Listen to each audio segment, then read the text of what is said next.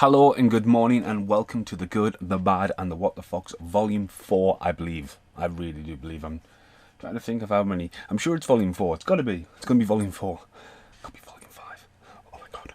So Nicolas Cage. There's a stack of Nicolas Cage films been building up and I've literally just finished the Scott Atkins Good, The Bad, The What The Fox last night. I'm not doing separate reviews at the moment. I'm mainly focusing on these Good, The Bads and having to sort out, and obviously I'm editing a show at the time as well. But yeah, sorry it's a little bit dark. It's early hours of the morning. So the first movie is... Oh, where did I put it?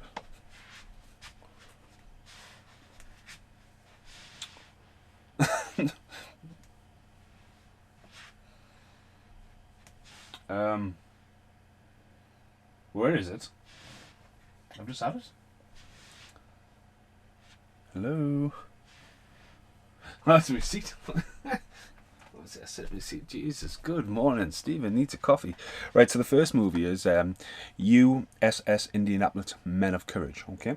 Now, okay, so this movie, I believe has been doing, I mean, it's a true story. But obviously in Jaws, now, I mean, no disrespect to anyone actually on the boat when I put this up. There's Jaws.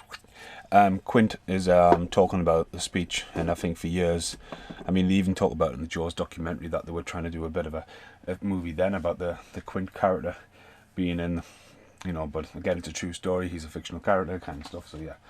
Okay, so this has been on the back burner for a while. I love the cover. Mary Van Peebles directs it, and I think New Jack City is an amazing movie, but Mary Van Peebles does sort of get stuff done on a low budget style. Hard luck when you think the Wesley Snipes and Henry team, and you watch that and you go, if you said it was the same director, you go. So, you know, he's made some poop. I'm not gonna lie, he's made some poop, but he is a good director. It's in the family business. So we've got Nicolas Cage, along with Tom Sizemore and Thomas Jane, who have brief appearances in it. James Relmore's in this as well. Okay, so it's an epic one. It's just over 2 hours long. The story, it's a true story. It's about a ship that goes on a bit of a suicide mission to drop a bomb. Gets hit by a Japanese submarine, and everyone goes into the water, and one by one they encounter sharks. So that's the story of it. Now Nicolas Cage, I would say, delivers a standalone performance. I wouldn't say it's award-winning. There's some bits where you think, what's he doing? But he has took it seriously. There's just a few bits where you think, you just dialed it in. Some of the CGI, ooh, there's a bit where the San Francisco Bridge, and it's looking down, and you just see the ship from down there, and you're like, why wait that long on that shot? So some of the CGI, it's almost cartoonish, but no, it's factual. This story, the dramaticness of it, and how it happens, and the courage of the men who went in on the water.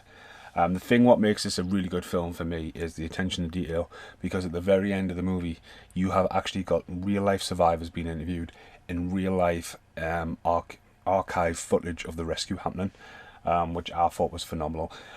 You think once they get out of the water it's going to be as well, but then they hit them with the court case and stuff like that, and because it's a true story, it's bleak, you know what I mean. It's got some bleak bits. There's no fairy tale ending.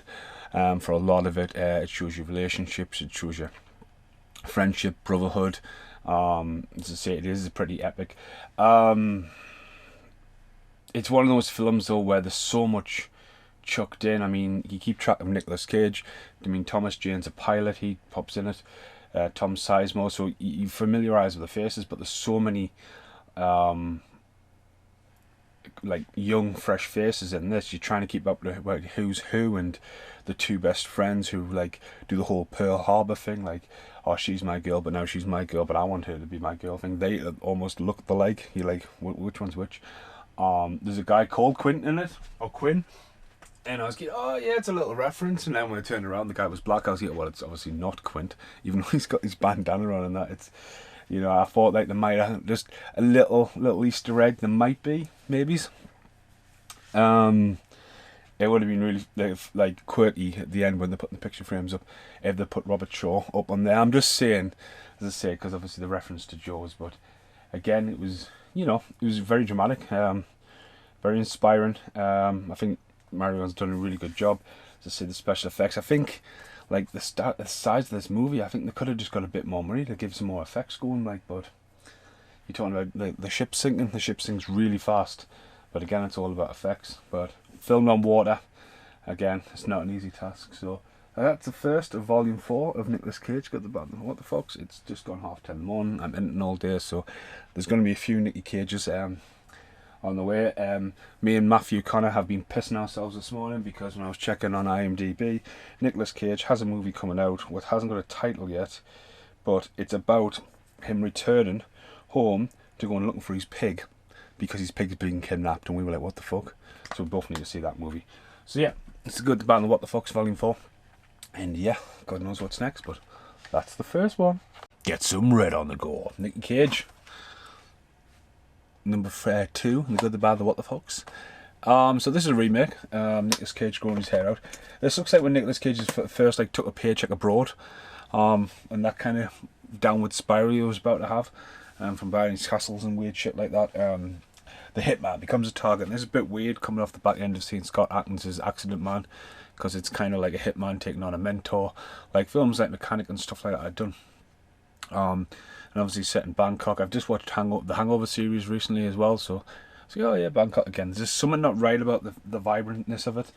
There's not a main antagonist in this, I thought. There's some pretty gnarly deaths. Big shootout at the end and red light. But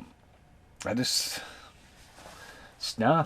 I mean, it's one of my originals. I've had it for years. I've seen it before. At the end with a bang bit, I knew what was coming. But even revisiting them there, it's just sort of like he took a paycheck in Bangkok and made a movie and came back. Probably got a good paycheck for it, but I don't know. It just stalled. A lot of stall in this movie. Wasn't the run, gun, bang bang thing. There's some weird digital effects. I don't know. It's not really exciting much as well. I mean, it's weird that the guy takes on is called Kong. He's like, Kong, come here. Kong, do this. Kong, do that. But no, bad movie actually. Yeah. The hitman becomes the target. Don't know what's going on there. Hired assassin Joe, Nicolas Cage. Might be Nicolas Cage's go-to name, Joe, because he's in another film called Joe. Is the best in the business, but years of stone cold murder has taken its toll. Joe's planning to make his current assignment in Bangkok the last. It's like assassins. It's always the assassin's the last one to get out, and he can't get out. Now the hunter is now the hunted. The hard-hitting, driving, action-packed thriller. Hugely exciting. It's an 18.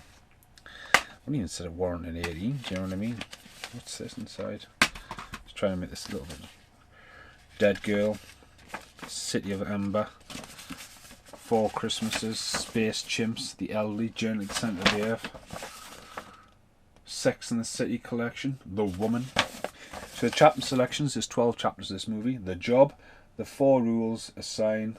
First lesson, skills, the date, floating market, a note, the system, becoming the target, warehouse, the last job. So yeah, that was Bangkok and Dangerous. What's next? What is next? If I go for romance.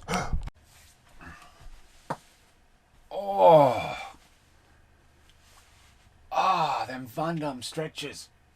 Fuck.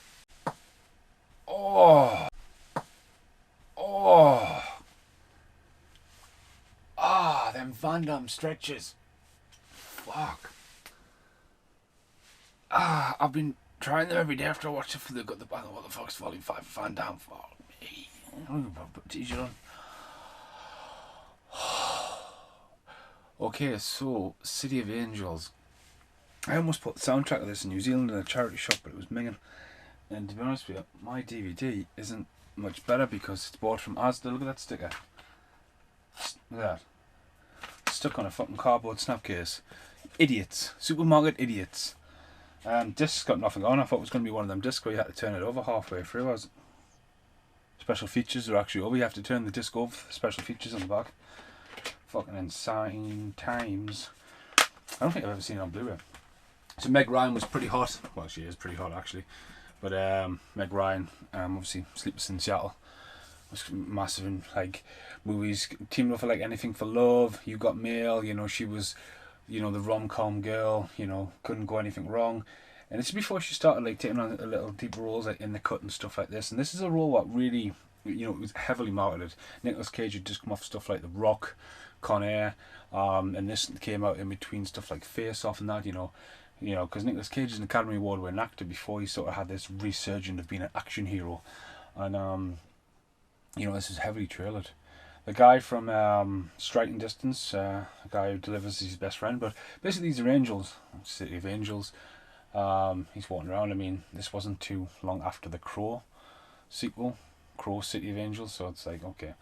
Anyway, Nicolas Cage is Seth walking around, and basically he's an angel, comes to pick people up, and then unfortunately pass away, and it's quite morbid to watch it at this point as well. And basically Meg Ryan sees him one day, not meant to see him. He actually falls in love with her, and she's going through a hard time. She's suffered a few losses on the table. She's a doctor, she's a heart surgeon kind of thing. And yeah, Nicolas Cage just starts stalking her. He's an angel stalker. But yeah, that's what he does. He literally goes around stalking her all day. Talking to animals, spends a lot of time sitting on top of a lamppost, talking to his friends, waking up the sunset, listening to the harmonies of the sun, wearing a long black coat. Should have been wearing my long black coat. Borrow me cape. He just walks around. I'm naked. Just walks around all day like this as an angel. You know, just picking people up, hanging out in libraries, and he basically one of the people she's operating on is a former angel. He took the fall, so he's became human, and for the love of that, and he's got no sense of taste. He's got no sense of touch, but he's in love with this girl, so he decides to take the fall. He takes the fall and goes batshit crazy, running around going, "Hey, hello," and all this, shouting at people, "It's blood," and all this kind of, cause his sense of, gets mugged and loads. I mean, it's quite funny. Then the film totally takes a drastic turn. He finds her, they have sex straight away, and then, well, if you don't know what's happening, she gets killed. And it's just like, what the fuck? Sort of like, but again, when this was done, I mean, stuff like Notebook and all that does it now, but what a twist for a, like, a late 90s film. That's a twist. You think Meg Ryan's not good. You think the end of the movie's going to be, alright, they'll get together, happily ever after, and then boom, it's like, fucking karma, motherfucker. It's like, what?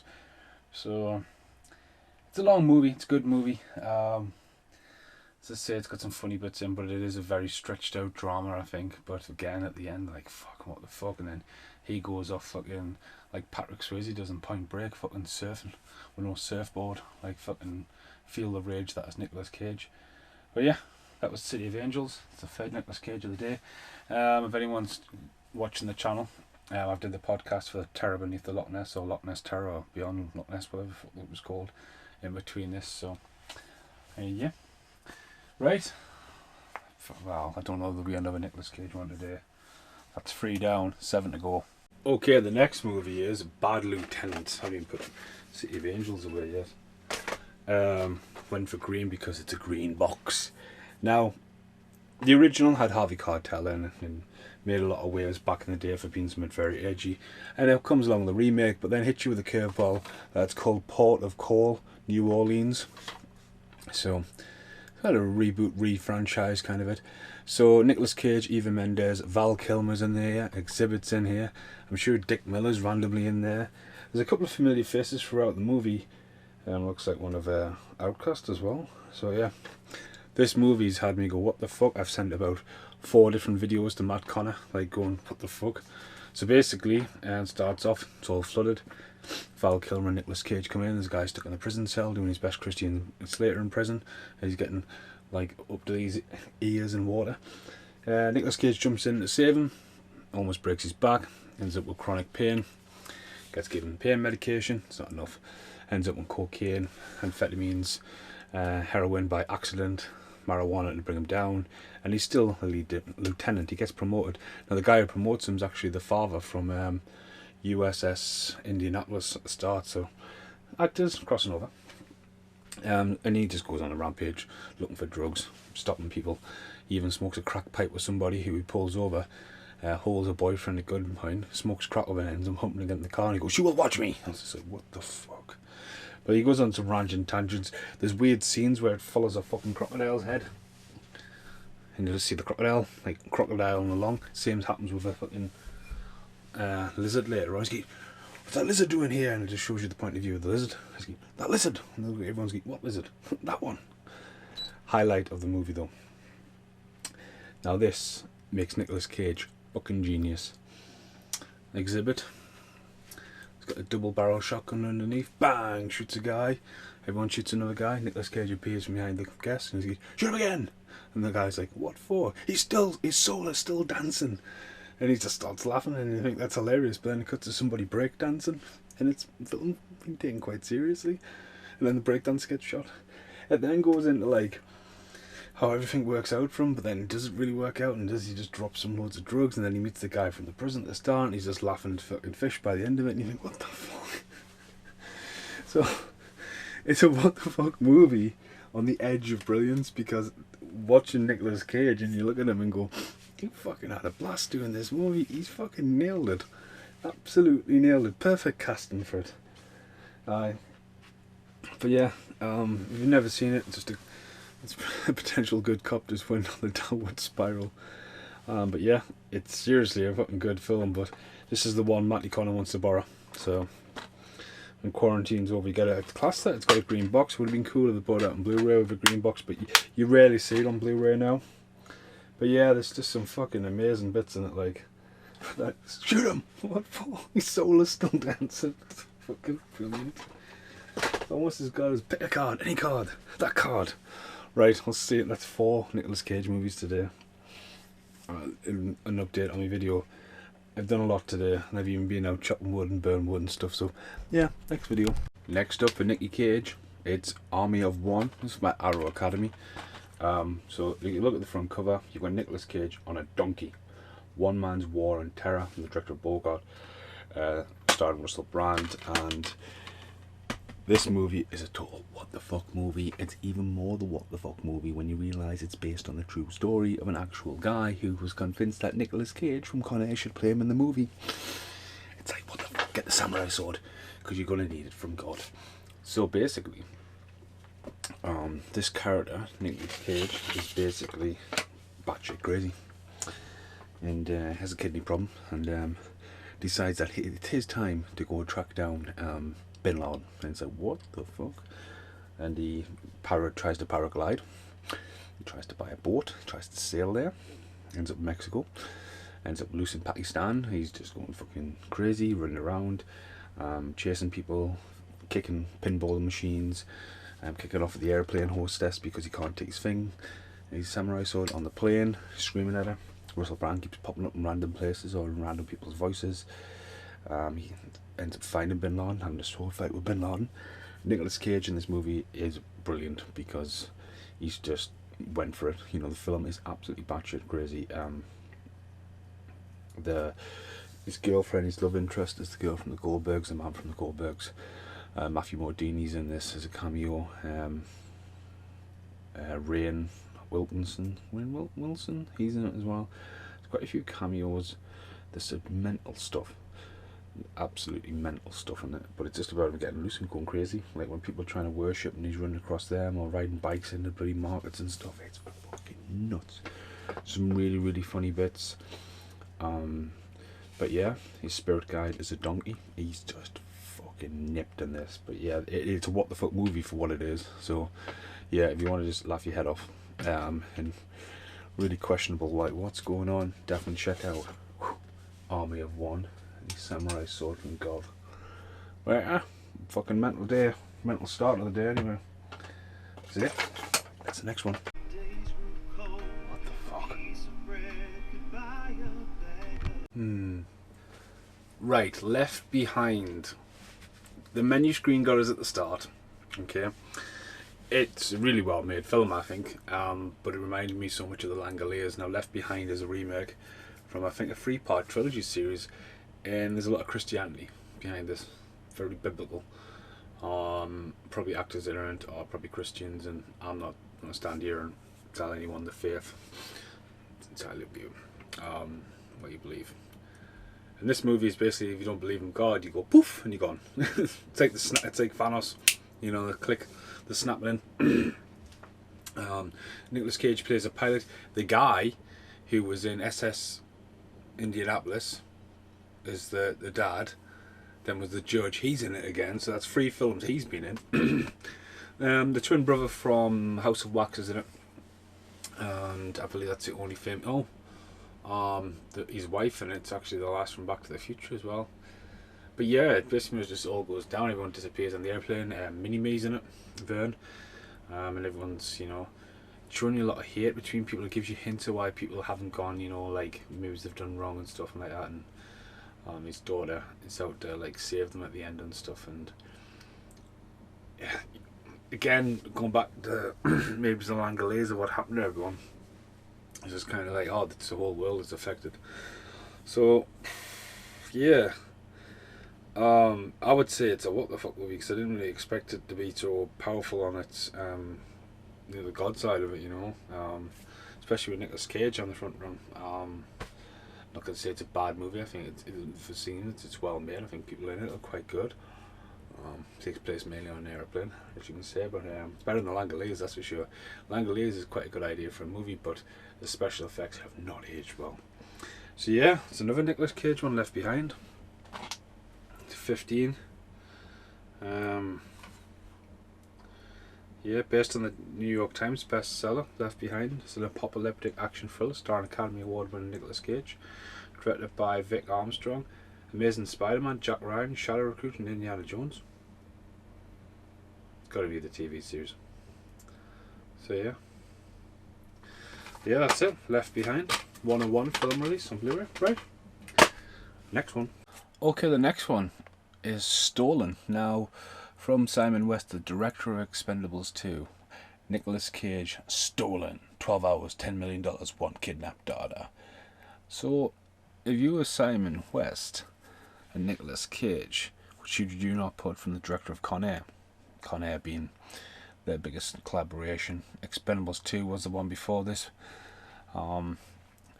Did Nic Cage turn down an offer to be in Expendables 2? Probably. Quite disappointed by this. Pretty much follows Con Air. Little heist at the start. Nicolas Cage ends up going to prison for 8 years. So it's Con Air. He gets out. Sort of gets kidnapped by one of the people in the gang at the start when they want to kidnap money. Guy hasn't had a good life. He's lost some fingers. He's missing a leg. And he becomes a elaborate plan to, he wants his money, he wants his cut of the money. And it happens around Mardi Gras, New Orleans. So again, coming off the back of Bad Lieutenant, you're like, alright. Bad guy from 30 Days a Night is the lead detective. But there's a couple of car chases. Up the car park, that isn't too bad, but it never really goes anywhere. It's all about getting his daughter back, and you know, she's doing the whole Stephen Dorff trapped in the boot of a car, creeping her fingers through, almost getting the phone and all that, and he's just riding around in the car with her in the boot. And Nicolas Cage tries to follow. Expected more, expected a lot more. Simon West, Con Air is amazing. When Simon West was tagged on to do Expendables 2, he delivered. And I think with this, he just fell flat. Sorry, it's a bad one. Gonna go for Justice next. One where Nicolas Cage looks like he's running away farting from the camera. Very similar covers, but yeah. Cage's finest performance in almost a decade. No. An ass-kicking action heist thriller. No. Sorry, but it's well marketed. Do you know what I mean? It's 12. It's only a 12 though. Nah. Sorry. It's a bad one. Am I watching the same fucking film here? We're back in Mardi Gras? I could have swore that's the same fucking scene from the last movie. I'm not fucking shitting you. I'm sure I've just seen that scene in the other movie. Okay, the next one. I don't even know how many I've watched. I don't even know how many I've watched today. Pilot. So, US Indianapolis, Bangkok, Dangerous City of Angels, Bad Lieutenant yesterday. Today was Army of One, Left Behind, Stolen, and now Justice. Now, I've always laughed at this because it looks like Nic Cage is running away from an explosion of farted, like farty pants. So you got Nicolas Cage, January Jones, who's in American Pie, The Wedding, Guy Pearce, who's been in loads of films, including the dreadful Lockout. It's got a nice little slipcover. This, it's pretty. I like it when Blu-rays did them. You know, the halfway cases. Just peeking around the top. It's got an advert inside as well.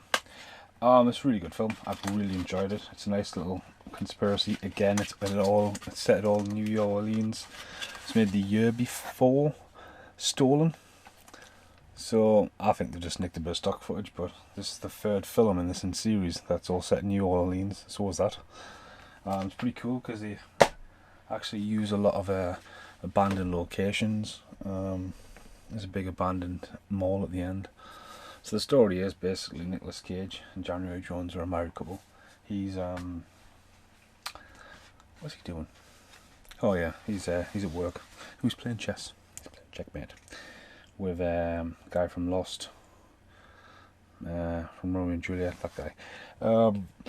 And unfortunately, his wife gets attacked and raped. Not killed though; she's alive. He finds out, and the guy approaches him while he's waiting in the hospital room and says, "We'll sort it out. Someday way down the line, you'll have to do us a favour." He agrees to it, and some guy turns up and just blows the guy's head off who raped his wife. Then he gets a phone call, and he says, "You must do this, do that." So he starts following somebody. So basically, he's going to have to kill somebody the way it does, but he refuses. But this was originally called Jack the Rabbit. How high, Jack Rabbit? How high will the rabbit jump? Fuck me, they've said it all the way through the movie. Let's have a look. Nic Cage. So yeah, anyway, he's on the run, but obviously they're trying to frame him for the murder. The person who's been asked to kill, he accidentally has a scuffle. He falls over. Twist is the guy he's trying to kill is actually reporting on this company that's going around doing loads of shit to people. So just have a look here. Did have an alternative name, I totally forgot it. There's a really good stunt where he's running across the motorway. Some really good bits and bobs there. There's all that action, you know what I mean? It's nice conspiracy, bit of enemy of the state going on there. I would say there's a lot of inspirations. I'm sure I bought that 211 film by Nicolas Cage, but he's fucking had so many films. So he made Season of the Witch, Justice, then Ghost Rider, Spirit of Vengeance. Originally called Seeking Justice, or it is in America. It's got a 7 on IMDb. What the fuck was it? Originally called Hungry Rabbit Jumps. That probably wasn't anywhere near close. But yeah, they say that and it's like, okay, it's like a secret club. And all sorts of twists and turns of who's in it and who's not in it. So it's probably one of the best ones out of that bunch actually. I really enjoyed it. He's got the Nicolas Cage goatee going on there, but he's far too old in the movie for January Jones. She's beautiful, but you know, aye, that's it. Justice. I'm not watching another one tonight. My God, that's 4 a day. I can't believe 2 months done. It's mental. I think it's going back a bit. Maybe it was at the start of last year. I hadn't done a good in the bad. What the fuck's for 6 months? I'd been stolen. It was John Cusack Volume 2. Had stalled. There's still a pile of John Cusack movies down there to watch, and I stalled. I got to 8 or 9, but obviously, we've been in lockdown. You got a chance to watch all these movies, and just put them on, keep on editing in the background and stuff. I mean, if you look in the background and working on my lemonade video, I've seen about 1,000 bottles of lemonade fall from the sky while Nicolas Cage runs to Afghanistan for Bin Laden. Just going absolutely crazy. It's been a long day. But no, it's just mental to think. It's great though, because all the films I've got in the other room I'm finally getting down. So yeah, it's like 2:30 in the morning. I do apologise. Right, that was Justice. Good movie. Get a chance to see it. Probably hasn't got the best front cover, but it's a fucking awesome movie. So next one. Okay, good morning. The 9th film for Nicolas Cage. I've just spoken to Matty Connor. Shit, he was on a video call as well. He could have had a fucking cameo. Just talking Nicolas Cage and life and. But this one is called Dying Light of Day. Now, I wanted to get a glass actually. Get the cracking. Just a little one. Oh, I love cracking, but it's got to be ice cold or Coca-Cola or Pepsi. That is for Yannick. We're not talking Castro. I can never pronounce his name. Anton Yelchin, I think, was an amazing actor and an unfortunate loss a couple of years ago. Green Room, stuff like that. He's just an amazing actor. Had so much talent. for a wild accident what took his life, unfortunately. So that one for you, because he's in this, supporting actor. So it's from executive producer Nicolas, from the director of Drive. It's from the writer of Taxi Driver, A Second Chance to Find Out the Truth. Nicolas Cage is really good in this. It's an 18.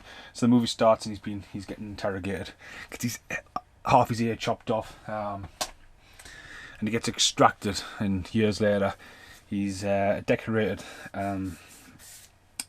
ex-military man now working for the CIA behind the office desk, but he's got somebody he's not really dealing with. He's been trying to track down the guy for years. He said he was dead. He's never believed they were dead. It's like 22 years later. And basically he finds out he's got frontal lobe dementia.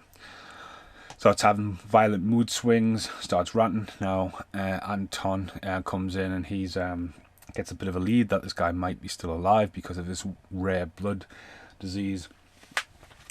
And the two of them sort of just starts trying to team up, trying to get across to the other side of the world to track down this guy to get even. But obviously his condition is serious and becomes known to the CIA, and they just look just retire, we'll make it as comfortable as for you as possible. But he goes off on these random tangents. He had these violent mood swings that get worse and worse, and they basically go to the other side of the world to try and track him down. That's the story. And Cage's performance is really good. He's violent, he's mood swings, he's a turn of it. It's just a really strong performance by him. It's quite a heartbreaking story, but at the end of the day, he's going to get even. And I just see these two people 22 years later, both suffering from different diseases, sitting and just going, I've been waiting to get a hold of you. It's quite a good film, actually. Again, a lot of people thought when this came out, though, that it was some connection of dying of the light. Obviously it was Dying Light, a video game come out. A lot of people thought that, because I know the green light's not going to justify it, but the way it was looked, a lot of people thought it was a tie-off movie. So from the legendary director Paul Schrader, Raging Bull director, seen it the write up anyway, whatever. From the producers of Drive and Only God Forgives comes the refreshing original thriller Dying of the Light. Nicolas Cage, Kick-Ass and Ghost Rider. I would have probably picked a few different films. Delivers a blistering, unforgettable performance. He's really good as Ethan Lake. A desk-bound CIA lackey, agent forced into retirement, signs of dementia. So yeah. Oh yeah, Anton Yelix, Alpha Dog. That's his class in Alpha Dog as well. And then we've seen the Star Trek series. So yeah, that was Dying Light, and the last one is definitely going to be Colour of Space. You can see Nicolas Cage in the background there. So yeah, Colour of Space will be the last one. Goodbye for this bit. I have no idea how this has happened. Right, it's the middle of June, and what you've just seen in the other room, and the fucking green and the oranges, and me talking about the dying light of day, that was April. So that was the end of April, going into May. Now, I did the 50 Van Damme films, I did 10 Scott Atkins, and I started on Nicolas Cage, and I did another Nicolas Cage, and then I've started filming. I've just literally sat on the very bed there, and spoiler alert, Bringing the Dead is in the next Nicolas Cage. So I thought, right, get the fucking, this last Nicolas Cage out of the way. Started, Left Behind, Dying Light of Day, Justice, Army of One, and I've just went through them all and I was going, there's one missing. And obviously I do it in months and dates and stuff, so I can't exactly just type in Nicolas Cage, The Colour Out of Space. I was like, what the fuck's that at? And I was going, oh, well, it was like, if you look at just before, I was on about watching 4 Nicolas Cage movies in a day. Then the next day it's Dying Light a Day. So it was that day I'd done Colour Out of Space. Now I haven't, it'll be somewhere in the archive. It'll be somewhere there. So, but again, there's so much being filmed, especially podcasts as well. So it's in limbo. But I don't want to be sitting there going, oh, what the fuck, I'm doing a podcast. Oh, fucking flying pig. Pigs may fly, Jesus. I'm doing a podcast in an hour and a half, so I need to get this video out of the way. I don't know what the fuck is going on. So, yeah. So, Colour Out of Space is missing. So that's the amazing artwork by the one and only Thomas Hodge, the dude designs.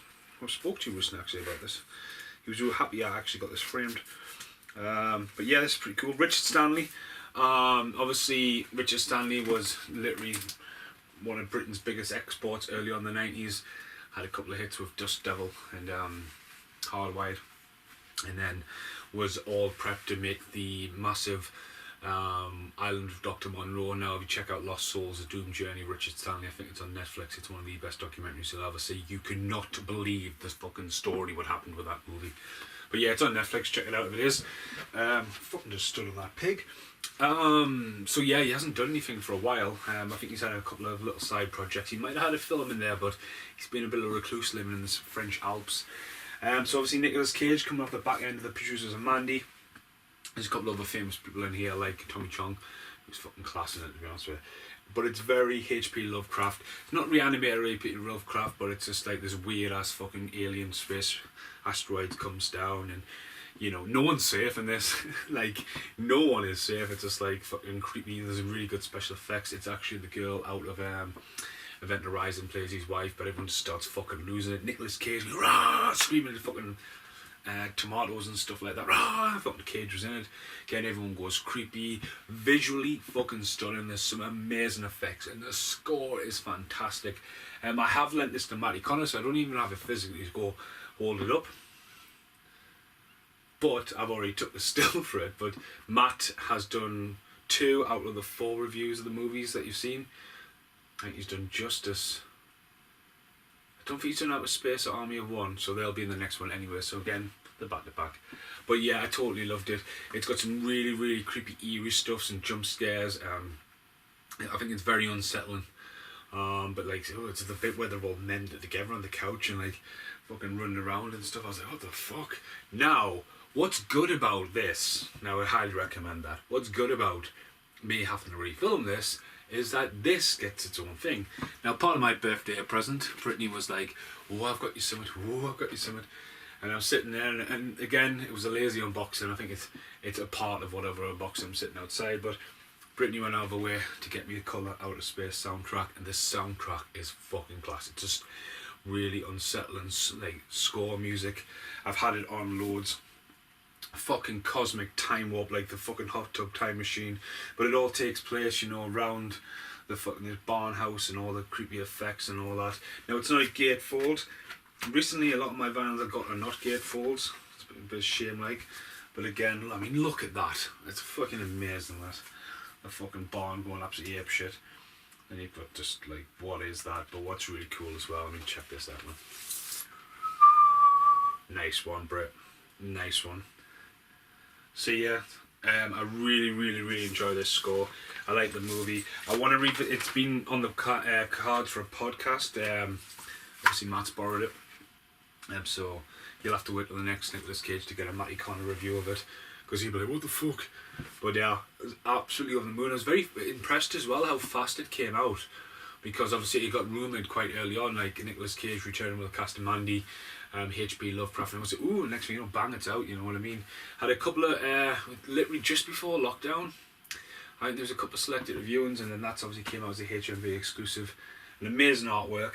Again, there's only going to be one outtake, and it will be the one and only Matthew Connor, talking about 2 of the Nicolas Cage films you've seen already, and I'm halfway through filming the next Nicolas Cage, but I'm going to try and keep on top of these, because obviously I've just filmed the show Welcome to the Land of the Long White Cloud. That's 16 episodes, hence why, you know, like, I think I'm talking about the Lemonade in one of the clips just beforehand, and obviously that was like episode 13, so it was around the hectic time, because the back end of that TV show, there was a lot going on. So if you get a chance, check that out as well. Nicolas Cage will probably end up having 2 more editions, because I've bought a few more Nicky Cages. But yeah, we're actually a bit of a spoiler, just at the ending.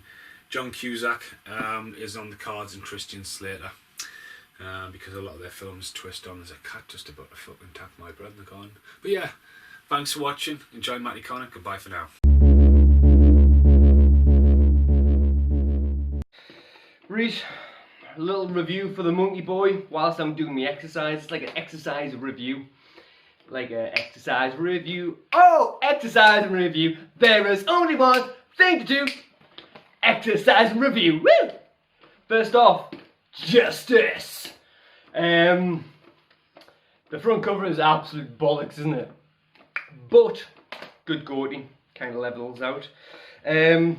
kind of decent. To be fair, I thought it was going to be like a Taken Part 18 or something like that, but it isn't that. It makes you think a little bit. I was hoping not to think at all actually, because I saw that front cover and I thought, right, explosion, it's called Justice. It kind of like says everything like Taken, to me anyway. And it didn't give us that. And I was just wanting to have my brain melting just by like utter tat. But it isn't that, it makes you think a little bit, and it's a half decent film, kind of good. There's no tits in it, but there was an explosion, so we're getting there, okay? There's a couple of little twists and turns. He runs like an absolute doylem. Have you noticed that? Like, does he run like a doylem all the time? Is it just like an age thing? Do you start running like a doylem? I don't know, okay? But maybe we need to do some research on how he runs, because he runs like an absolute muppet. Right. Well, that's that review. Is that a review? Right, okay. Next up is Army of One.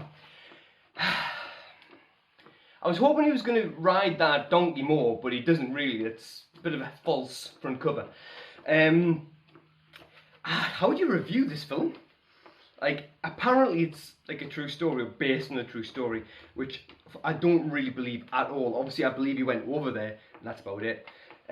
His voice gets in your tits. Something likeable about it, but it gets in your tits a little bit. I think if I was at like the Gary Faulkner, I listened to him and he doesn't sound anywhere near as annoying as what Nicolas Cage makes him sound like. So I would be a little bit knocked at that. But it's actually kind of funny. Okay, well shot. I mean, look at me talking like I know anything about films. I don't know jack shit. It's alright.